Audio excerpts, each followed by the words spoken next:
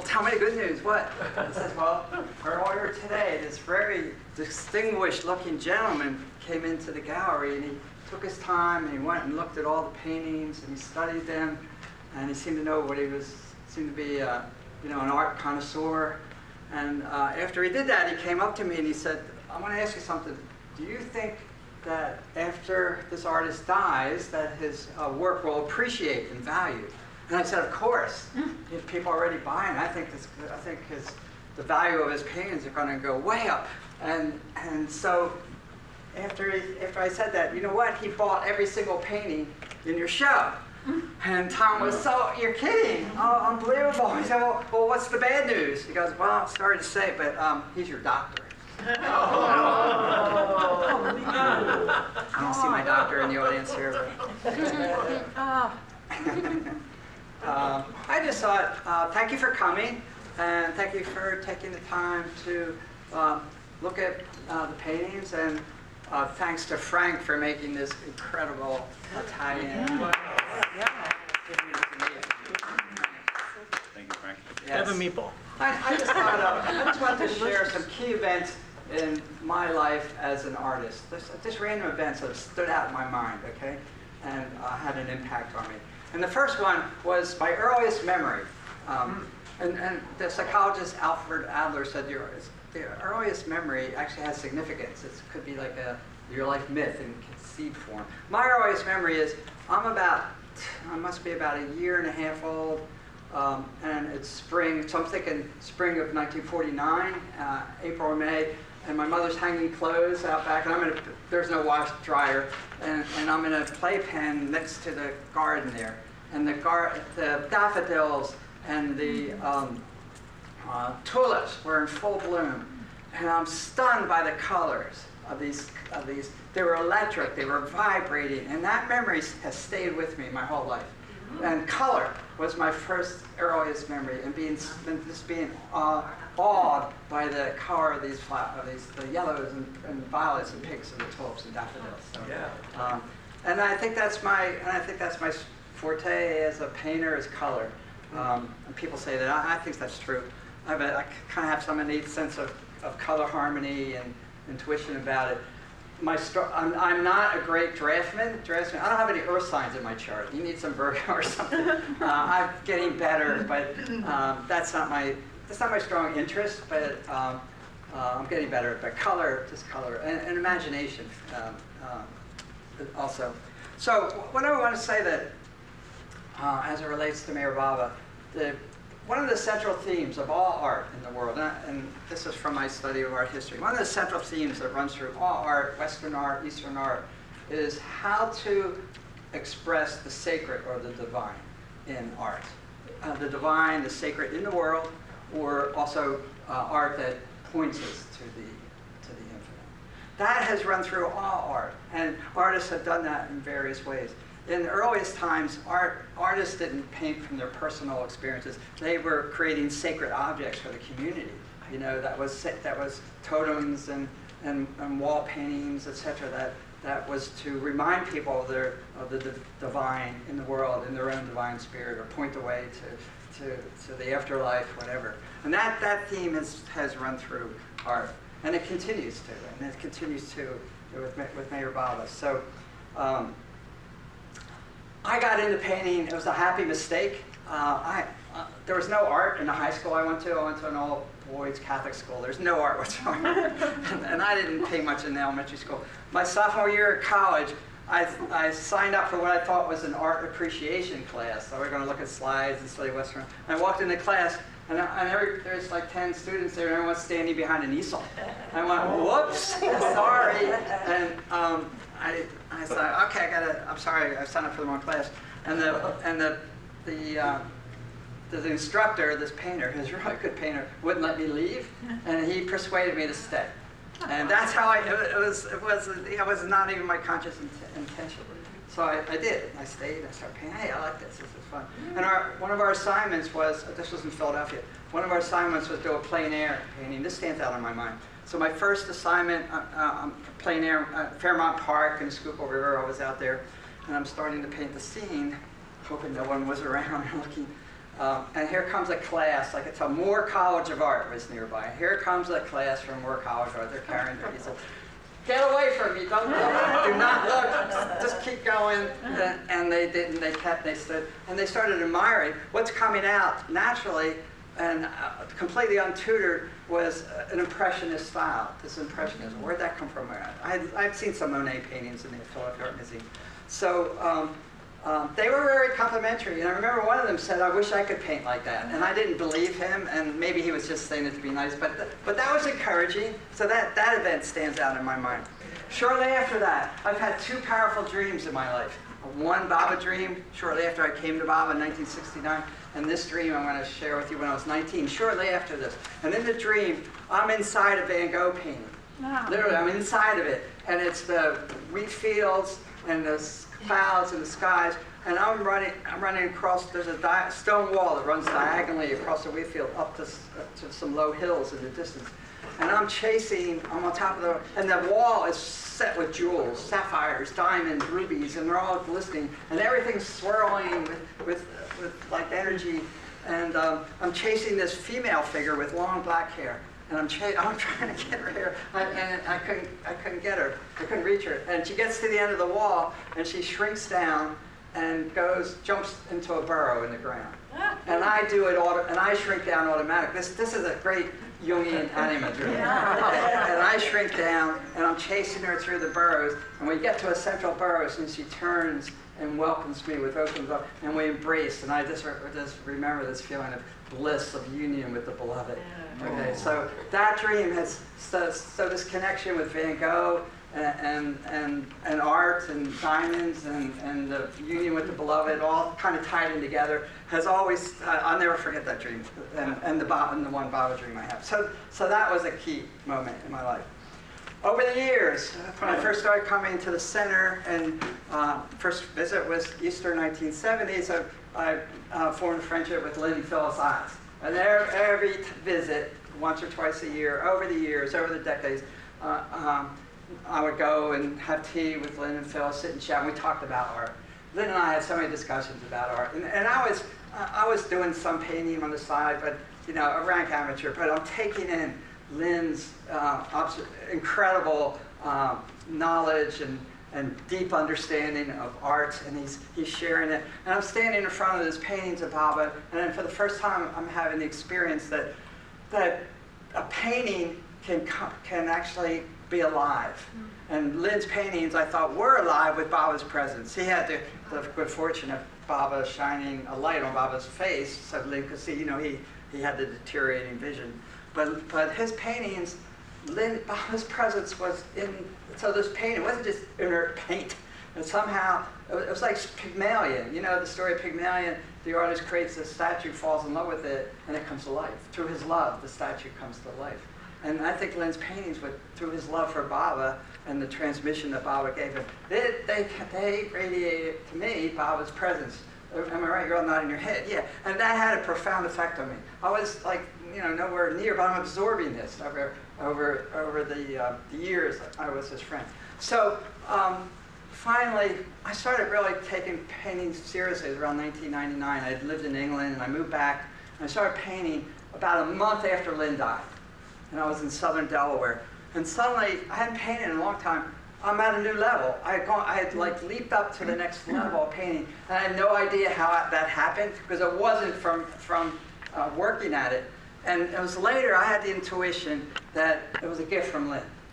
That when he died, the artist friends or people he gave got a little push. And that was confirmed to me when I spoke to Jim Frasino. Jim Frasino, he lives in Australia. He's a great artist. He had a much closer relationship with Lynn than I did, because he lived in Myrtle Beach. There was sometimes they painted together. So, and I mentioned this to Jim. He said, I had the same experience. He said, after Lynn died, my painting just reached a new level. So that makes me wonder, are there other painters out there? So I just want to say thank you, Lynn, for sharing all your wisdom and knowledge and inspiring me to paint, and for giving me that push. So, yeah. Book. Wonderful. The other thing that stood out, I was in Paris. I've been in Paris twice, and each time I go to the main museums. But I love Monet, but I've spent so much. There's his last paintings are at the L'Orangerie, and also there's a smaller museum called the Marmottan. Most people don't go to that. And his final paintings, where he's no longer an impressionist. Like Lynn, Monet had cataracts, and it was kind of risky business to have a cataract operation back then. He did, but so his vision was deteriorated. But you don't get this from Monet's last painting. You've seen them, the big water lilies. And you don't get it from looking at a photograph. I have stood in front of those paintings for all day, the 2 times. And what comes through to me is that Monet, at the end of his life, was starting to see into the subtle, and that he's painting prime.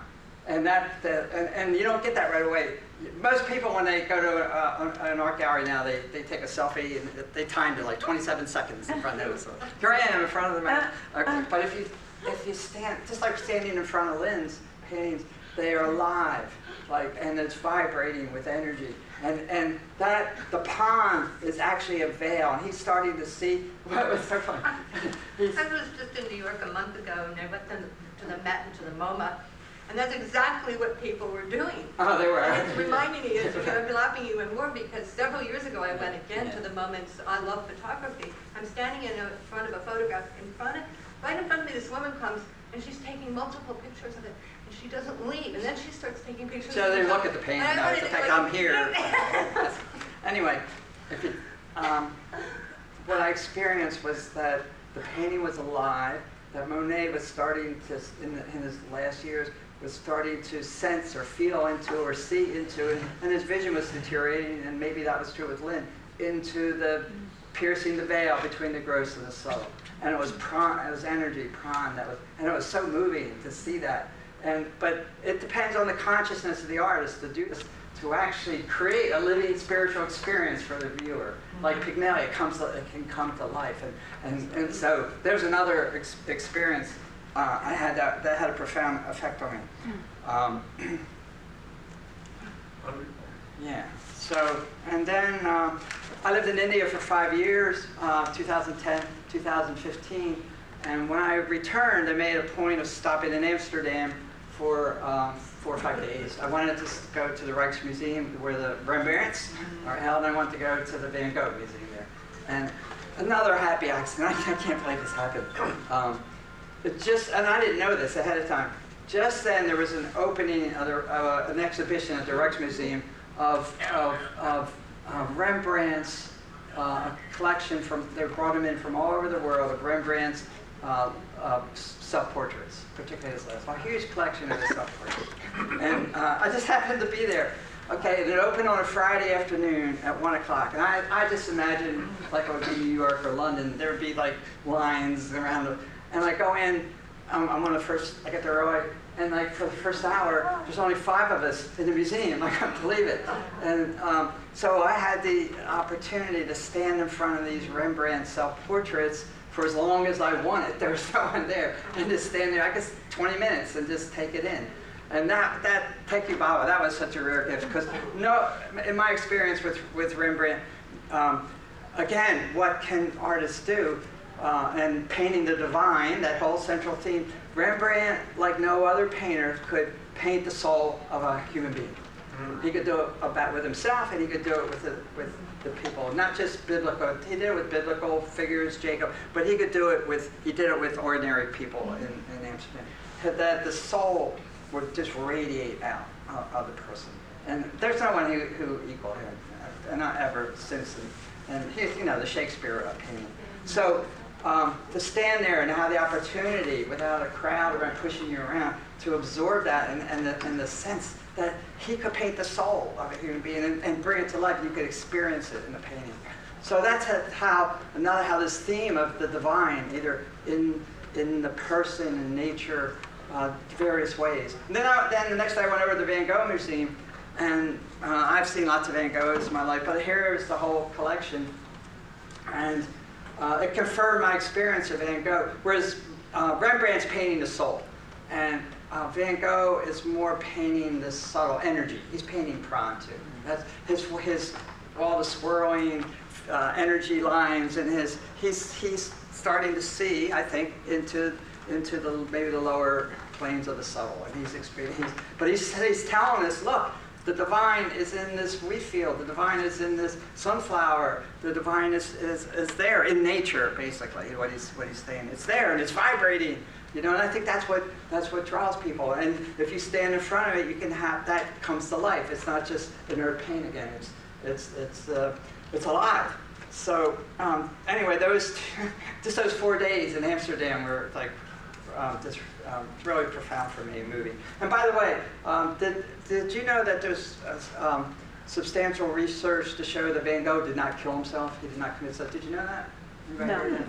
There's these two scholars from art scholars, but Van Gogh scholars from the University of South Carolina, not in Columbia, but in Aiken. And they published a biography of Van Gogh. In the last chapter, they researched this thoroughly. And when I was in the Van Gogh Museum in Amsterdam, I had known about this, because it's on 60 Minutes. They interviewed these two scholars. And I asked them, have you heard about it? They goes, oh yeah, we had him here to give a talk last year, and it's pretty credible evidence. I won't go into details, but it's on YouTube. But basically, it looks like he was teenagers who were picking on him, ridiculing him, wealthy teenagers, and Anvers, it was a holiday. And that there was, Buffalo Bill was big, one of them had a gun, and there was a tussle, and he got shot there. And it's unlikely he would have been out in the field. If you get shot in the gut, you don't walk a mile, it's impossible. He crawled his way back. So, and the first words he said, apparently, when his doctor was there, he said, don't blame them, is what he apparently said. So, anyway, that makes me feel good that because karmically, he probably didn't kill himself. But anyway, that's a little aside. And then recently, about 5 years ago, I was up in D.C., and I always do all the museums when I go up there. And I was at the Phillips, and they had this traveling art show of contemporary Aborigine woman painters. Oh. And it just totally blew my mind. These women had very little contact with the Western world until they were in their 40s or something. And this is online. If you Google that, contemporary Aborigine women painters, you'll see their work. And what I saw there, most of it was painting, but there was some sculptural objects. Their consciousness was totally different, and they're tuned in to a spiritual consciousness, and they do it through repeating forms. And what I experienced, they're sensing into the very fabric of the universe. Okay, it's almost like the James Webb or Hubble telescope where you see these cosmic pictures. Their paintings vibrate with I felt divine energy, but they're getting down to the basic essence of all of creation. And it's just a sense they have. They're Aborigine. They're tuned into this. Their consciousness is like from thousands of years ago, and it's been so popular. This exhibit has traveled all over the world. And then it was up on the 3rd floor, when I came down to the 2nd floor and I saw the usual Western art, it just seemed inferior to me that the consciousness of the Western artists doing the landscapes and still lives, whatever. It just seemed like their consciousness is they've gone way beyond this. So that had a really profound effect on me. That this whole theme of how do artists, or what is possible, convey the sense of the infinite in the art and point us in that direction and give us a living experience of it, okay? And it's done in so many different ways and different culture. So that got me thinking all of this.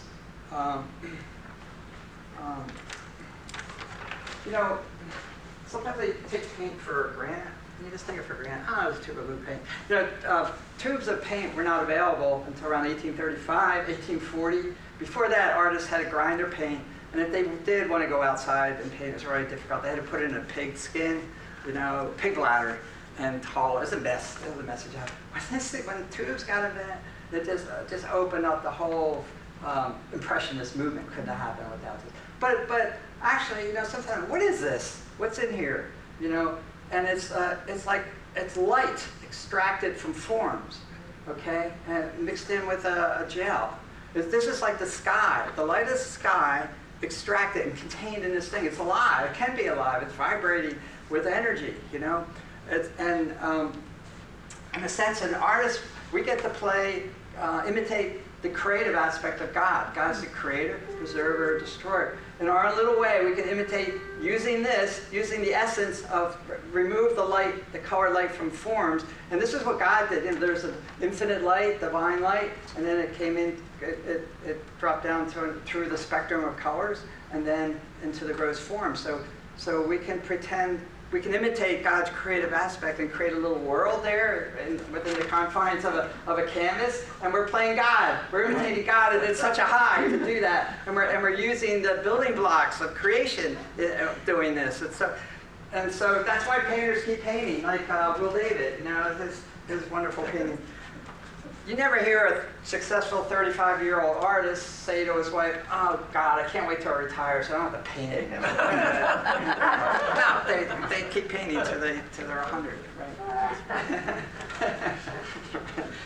Why? Keep painting. And this is amazing. And so where does it go? And blending of science and art into bringing the divine in. What I'm holding in my hand here is some brand new technology for paints. And this is coming, these are expensive. It comes out of the UK. And what I'm holding in my hand is the blackest black paint ever invented. Most black paint, oil, acrylic, black absorbs light, right? But the average black paint absorbs about 75% of light. This absorbs 99.99% of the light. And this is the whitest white ever. And most white reflects light, okay? Most white acrylic or oil paint reflects about 75%. This paint in here, this thing reflects about 99.99%. So I've been experimenting, and it is so cool. It's like, and I've seen other artists, it's like a black hole. It's like, it is so black. It's amazing, and this is so white. But there's an artist who I like. He's from England. He's an Indian, but he lives in England. Anish Kapoor, and he works with these on canvas, but also with sculptural objects. And I was at the Herschel in DC, and there's this object. It's like a Porn of Plenty, and it's in this deep, deep, deep black. And you got to stand in front of it. You can't just take a selfie for 20.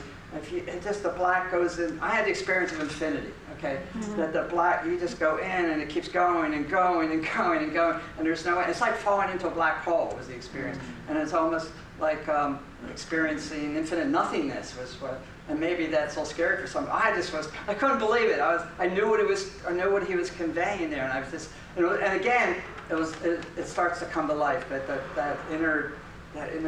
just went on forever. It was vibrating. It was alive. So artists are doing this. How do we convey the infinite in different ways? And then there's a Japanese woman artist who's very popular. She's amazing. Her name is. Anybody ever hear of Yayoi Kusama? Her first name is Yayoi Kusama. And a remarkably talented Japanese woman. She's up in her 70s now. But she does paintings. And she's doing a similar thing that the Aborigine woman did with repetition of a form. A repetition of patterns. Repeating. Like an Oriental carpet. It reflects. Those classic Oriental tars are spiritually symbolic. They have meaning, okay? And but one of the things she did was create what's called infinity rooms, and you go into these rooms and really you are not in your body anymore. I haven't been in one. I just saw it on YouTube. It's on YouTube, and you can see that you go in and you can leave your body and have an experience of being formless and in an infinite space.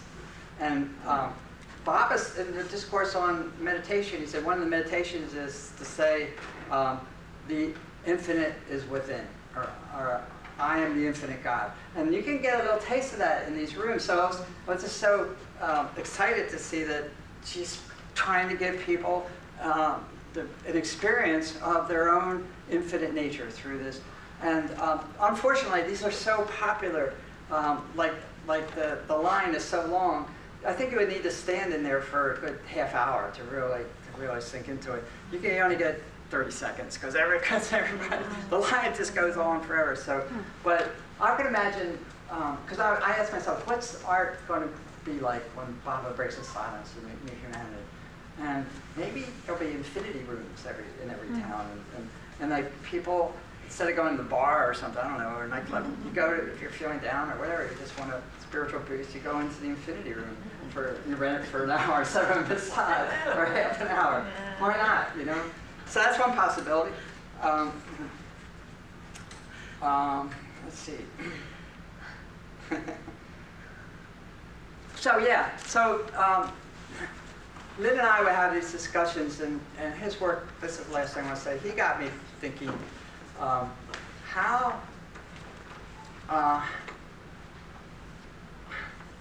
can we express Baba's formlessness and form? He said at the end of his life, he said it over and over, I am not just form. So he's saying my reality, this is not my reality. My reality is beyond this. And can an artist express that? Can you somehow get in a canvas the fact that Baba's infinite form and formlessness? Is it possible? Conventional portraiture has a foreground, the subject, and a background. Usually, you know, person's in a room, or you just have some colors. But it's duality. It's foreground, background. But what Lynn was experimenting with, and you see that particularly in his later paintings, and we talked about this, was he wanted to break that down. And you see that in his paintings, that the whole painting is Baba. It's not just a form. It's like the whole painting is there. And that had a big influence on me. And if you see some of these paintings, and I even said it explicitly on that one over there by it says, I am form, formless. But several of these paintings, this one, what I'm doing is that Baba, the colors of Baba's skin and are the same as the colors I'm using. They blend, okay? So I want to give the experience that Baba is coming out of this formless creation aspect and also receding into it. It's simultaneously going on. It's all, the whole painting is Baba. It's just the form, the recognizable form, it's just him in form. But the whole painting is. And so, to me, that's fascinating. Or at least can it be done? I don't know. But I know Lynn was experimenting with that, and it had an impact on me. And I've tried to do that in various paintings. Whether I succeed or not is up for grabs. I don't know. But it's like, because I wanted to experience to paint Baba's reality, and he said, "I'm not this form." So that's the challenge. Can you do that? Can you bring it to that formless aspect of Baba to life in a way, and both at the same time? Which raises the question for me, what's art going to be like when Baba breaks the silence and more people through intuition are beginning to get experiences of the subtle, the energy planes, and what's art going to look like? And will they be able to actually give a more profound experience of divinity, this whatever their art is, coming to life, and awakening that in the viewer? And I think so. I think that will happen. And then in Lynn's book, The Face of God, he talks about subtle colors. You know, the colors of the physical world are a dim shadow of subtle colors. But who knows? Maybe there's some way that's going to open up through technology and the consciousness of the artist who is beginning to experience the subtle, like I think Monet and Van Gogh were, that they could actually start to bring this sense of the subtle through the artwork, whether it's a painting or a sculptural or other ways, maybe like the infinity rooms. And I think that's really exciting, you know. And I think that's what's going to happen. And I mentioned these few artists, and I think it is just gradually starting to happen. So to me, that's you know, there was painting is dead. That was kind of the mantra in the 90s. It used to be painting in Western art was the main art form. It's not true anymore. More people are painting now, but in the world of New York City, the MoMA, they rarely have a painting show anymore. Once every 10 years they'll paint. Everything is installation art and you name it, everything. But so painting's just going off the track is the main thing. So But so that just other art forms are opening up. But I think that central theme is going to continue, and it's going to be even more profound with particularly Bible breaks the silence. The central theme being creating art that in the viewer awakens, helps them see the divine in the world, in themselves, and also points to the divine and inspires them to keep their track on that. So, and I'm going to end with a quote. So sometimes I get a Bible quote. I get discouraged. Why am I painting? And it's like, who cares? It's self-indulgent. It's like another painting. They paint and leans against the wall. You know, all artists go through that. But then when I read this quote, it inspires me to keep painting.